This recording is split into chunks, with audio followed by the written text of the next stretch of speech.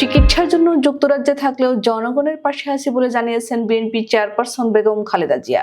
বৃহস্পতিবার দুপুরে জাতীয় সংসদ ভবনের এলডি হল প্রাঙ্গণে আনুষ্ঠানিকভাবে সভা শুরু হয়।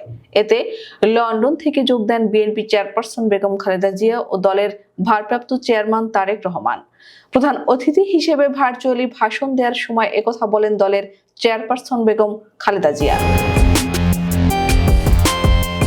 60 বছর পর দেশের অন্যতম বৃহৎ রাজনৈতিক দল বাংলাদেশ জাতীয়তাবাদী দল বিএনপির বর্ধিত সভা আজ সকাল 10:30টায় পবিত্র কুরআন তেলাওয়াতের মধ্য দিয়ে শুরু হয় সভার আনুষ্ঠানিকতা। সভায় স্বাগত বক্তব্য রেখেছেন দলের মহাসচিব মির্জা ফখরুল ইসলাম আলমগীর। সভার শুরুতেই বিগত আন্দোলনে এবং জুলাই অভ্যুত্থানে নিহতদের স্মরণে 1 মিনিট নীরবতা পালন করা হয়। শোক প্রস্তাব পাঠ করেন সিনিয়র যুগ্ম মহাসচিব